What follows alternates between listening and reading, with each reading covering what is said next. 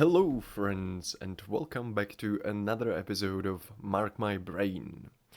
Today's episode will be all about happiness. Specifically, should we chase or pursue happiness in life? That's the question the whole episode will be revolving around. And there is a lot to discuss, right? So let's start with some definitions of happiness because that might be the first thing that comes to your mind, right? Okay, should we pursue happiness? I don't know, but what even is happiness? Let's see what I found. So, first definition describes happiness as a pleasurable or satisfying experience. Nice. The second one is happiness is an emotional state characterized by feelings of joy, satisfaction, contentment, and fulfillment. Okay, pretty cool. What about next one? Happiness in psychology is a state of emotional well-being that a person experiences either in a narrow sense, when good things happen in a specific moment, or more broadly as a positive evaluation of one's life and accomplishments in general. That is subjective well-being. Okay, now we are getting a little bit more nuanced or a little bit deeper, I would say. Uh, what do some philosophies say about happiness? I found, for example, in Buddhism, happiness is sort of a peace of mind and is achieved by detaching oneself from the cycle of craving. So, okay, that's a little bit different than the previous definitions or talks about happiness. And then what I found also very interesting is something that Schopenhauer, the philosopher, says. Schopenhauer thought of happiness as the satisfaction of desires, and he suggests that life is a constant cycle of desire and dissatisfaction, where fulfilling one desire only leads to new desires or boredom. Thus happiness is not a permanent state, but rather temporary relief from suffering, experienced in a fleeting moments between the fulfillment of one desire and the onset of another. Pretty cool, right? And if I'm being honest, this last bit about happiness, the thing that Schopenhauer says, that it's a relief from suffering, I would say it's the closest to home for me. All of the previous definitions are sort of abstract, a bit intangible for me, but this one sort of hits, if you know what I mean. So okay, we've read some definitions, but I don't know about you, but I don't feel a bit wiser from that. And I think that's because the definition appears to be highly individual across different fields, different philosophies, even maybe even religions, and definitely across different people. Right? Everyone has a sort of his own definition of happiness or what it means to be happy. They have this sort of idea, but also something that complicates it a bit as well is that, at least for me, happiness is sort of elusive and, as I said, abstract. I oftentimes realize that I was happy in a certain moment only in retrospect. It's very hard for me to grasp it in that moment. If you ask me, are you happy right now? I don't know. A very difficult question. But then, if I think back on this exact moment, I might say, yeah, I was actually happy in that moment. So, complication after complication, happiness, very different definitions from different people and different fields. It's very abstract, elusive, and at the end of the day, very individual. And here I would like to add something that Carl Jung says. The more you deliberately seek happiness, the more sure you are not to find it. And this, I think, will appear to be sort of the motive throughout this whole episode. Uh, Something that my instincts told me is true, but we can explore it together more specifically. Because happiness is abstract, chasing it is sort of directionless, at least for me, once again. Maybe this whole episode will be a bit more tied to my own personal views, because as I mentioned, happiness is very, very individual thing. So how else am I supposed to approach it then from an individual perspective, right? Um, so yeah, it's abstract, or at least for me, it's true that chasing it is directionless. So then we can say, okay, so what if we tied down to something concrete then? Doesn't it solve the problem? Because of course happiness is something that we all long for, right? It feels good to be happy, it's something we want at the end of the day. So how can we go after it, if you understand me? So what if we tie it to something concrete then? Take it from the abstract to the concrete. Then I think your well-being becomes fixated on that one thing, and if that thing doesn't live up to your expectations, you won't be happy. Uh, at least that's the system I would say you are setting up in yourself. If your life doesn't reach a certain criteria, you won't be happy. Basically, that's the system. Fixating on the idea of happiness can make you actually more miserable if you don't reach your idea of it, because then you even more feel the absence of happiness, because you set some criteria that you would need to fulfill in order to be happy, but you didn't fulfill them, and that's very obvious to you. So it only highlights the issue of I didn't reach it, if that makes sense. And I also think that this can sort of lock you in a happiness chasing treadmill, when you will just be running from one thing to another, from one thing that should make you happy to the next one that should make you happy. And it's just a never ending cycle of trying to reach something better, something new, something. This is the thing that will make me happy. Now, this is the one. This is the thing that will finally make me happy. So that also doesn't sound great to me. But as I mentioned, feeling happy is great. We want that, right? Often it's tied to pleasure as well, which also feels good. I mean, in any form. And we want to feel good in life, right? So is chasing pleasure the answer then? I also would say no, because here I see the dangers of hedonism, basically. You just run from a stimuli to stimuli, never truly satisfied, because you will always require a bit more. After a while, you adapt to the level of happiness, or in this case, the level of pleasure you're experiencing, and you will need more to feel the same way you felt before, to feel the same happy as you felt before. And that doesn't seem to be great either. But something I mentioned, never truly satisfied, in this paragraph, you will never truly be satisfied. So can we solve that problem, perhaps? So satisfaction in life. If I ask you, are you satisfied with your life? I think it's a bit different than asking, are you happy? Or are you happy with your life? Because satisfaction doesn't necessarily have to be tied to happiness, I think, because it seems more like a purpose or fulfillment problem than happiness and joy problem. And I think that the purpose and fulfillment is something overarching many other things, happiness included. So now we've moved from happiness to pleasure to purpose and fulfillment.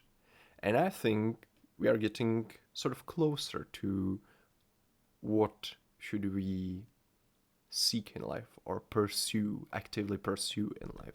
Because I feel fulfillment or purpose is sort of a higher thing, or a higher principle than happiness. Or you could also think about it as being more fundamental. Without it, there, I think, can't really be happiness.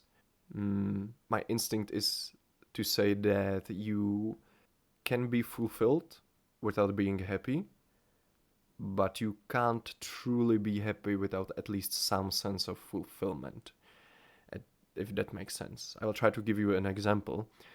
Idea that comes to my mind is an artist or scientist completely devoting himself to his work, despite being miserable because he sees purpose in it. Or of a soldier deploying because he believes in the mission, ready to face pain, suffering, death. That gives me the idea that you can have a sense of purpose or fulfillment without being happy. But as I mentioned, I don't think it works the other way around. You can't be truly happy without feeling at least some sense of fulfillment in life. So is pursuing fulfillment the answer then? And then I'll feel happy and good? Maybe it seems better than going after pleasure, for example. But of course, now the question is, what if you're unsure about your purpose or can't really seem to find the right course towards fulfillment for you? I think that's partially normal, especially if you are, as me, for example, in your 20s.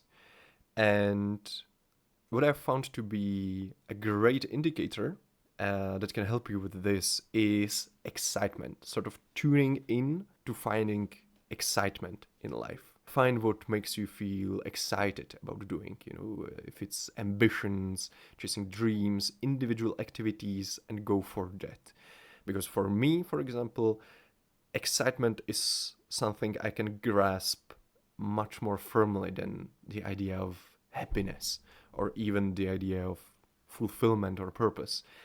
Again, these can sort of be very abstract and intangible sometimes, but excitement, I felt excitement before, I know exactly what it is. So, yeah, try to find things that you get excited about and then chase them, even if it at the same time makes you afraid, for example, insecure, or feel like you don't have it in you. I think without that, without pursuing some excitement in your life, it will be very hard to find some purpose. But now you can ask, isn't it similar to tying happiness to some external thing? This idea of chasing excitement or things that excite you in life, isn't it similar? I would say yes and no, because at the end of the day, you still have to do something. And I argue that it's better to do things that you're excited to do rather than doing stuff to reach a thing that's supposed to make you happy. If that makes sense to you. It's sort of the idea of journey versus destination for me. And I would also like to add another idea on top of that. There is this, Stoic idea that happiness comes from how we think about things rather than the things themselves.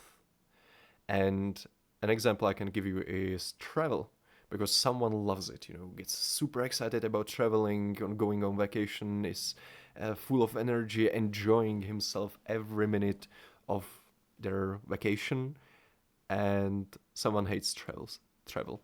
It's a chore for them, it's super stressful, they don't feel good and are happy when they are done with it. So it's not about the travel itself, right? But it's about how you view it, or what is your position. So I would say aim for your purpose with excitement and feelings of fulfillment, and then try, I would say, with your mindset and thoughts to add colors to the journey that can represent the happiness. Because your mind definitely does have that power to view things in a different light. And another interesting point that rings very true for me personally is again something that Carl Jung says, and it's the faculty of perceiving beauty in art and nature. He puts this as one of the key factors or conditions that help facilitate happiness in someone's life. And that resonates with me a lot, perceiving aesthetics, wondrous artwork, the beauty of small details in everyday life, whatever it might be, the little smell of coffee, the shadows playing on your window, whatever. And then, of course, creating some sort of art yourself, sketching, drawing, writing, again, whatever it might be, they all help bring me closer to sort of a peaceful mind. And through that, maybe even to happiness. I would argue maybe it's something tied to fulfillment, especially with the creation of art. That's the activity that I see some purpose in. And if I tie it to the point about excitement, yes, it's something that excites me. As does, exploring new artworks, going to museums, galleries, and seeing artwork of other people. Perhaps it's because we find beauty. It directly contrasts the suffering and the darker sides of life, which is something that can potentially tie even to the Schopenhauer's idea I mentioned in the beginning. So, should you pursue happiness in life? A very difficult question we tried to explore a bit in today's episode. We started with some definitions, found that it's very highly individual and sometimes abstract. We try to reason like, okay, should I try to tie it to some concrete thing? Should I try to find pleasure then, or aim for pleasure in life? We found that it might not be such a great idea.